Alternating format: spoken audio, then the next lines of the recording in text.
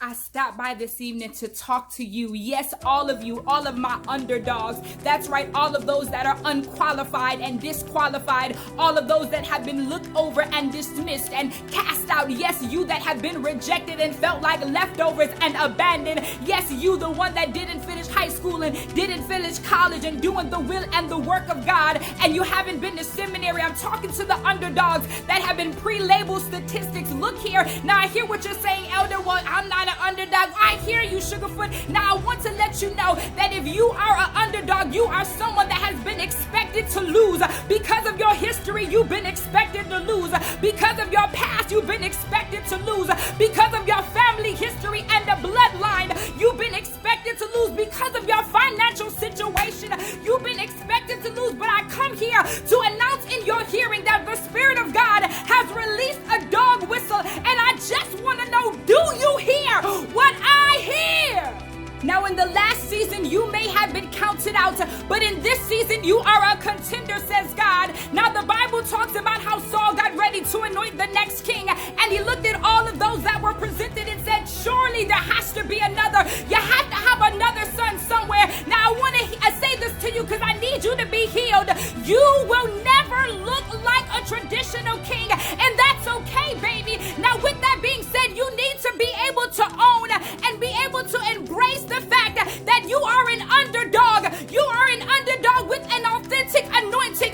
You are an underdog with the destiny of a royalty on the inside of you. Now, while others may have qualifications, baby, you got a call. While others may have degrees, degrees cannot buy divine assignment and purpose.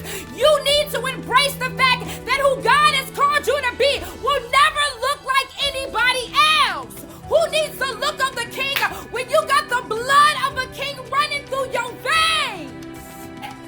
This underdog don't mind eating the crumbs that fall from the master's table. Mark 7:28. This underdog don't mind getting on all fours like a dog, crawling through a group of people, crowded people just to touch the hem so that I can get my healing. Underdogs are underrated, but in this season, you are now on the radar of heaven. Stage is turning and the horn of oil is flowing. Get ready, David. Get ready, underdog. Get ready, my king. Get ready, my queen, because the season that you just went through wasn't sent to destroy you. That was a season sent to develop you. Well, why was it sent to develop you, baby? Because your season and your time is now. Thank you, Bishop Eric Hunt, and your next is your now. Let me calm down. Come 1 Peter 2:9 talks about how we are a peculiar people, and we get so excited about that text. And I understand I get excited with you, underdogs, but let me share this with you. I hate to bust your bubble, but that's what I'm here to do. Peculiar is not popular. That's right. Peculiar is defined as being strange and odd and not ordinary and unusual. Now, the B clause of 1 Peter 2:9 talks about how a peculiar people, watch this, is called out of darkness. Yes, God, in this moment, you're being called and pulled out of the dark places, out of the shadows. Watch this. David went from being overlooked to being looked for. In this season, you have to understand that you have to be free from every chain of bondage that you let cage you. Yes, that's right, my God. Underdog, you gotta be free. You gotta unchain yourself. You gotta come out of the own kennels that your insecurities have locked you into. This is the time and the season, underdogs, to write the book.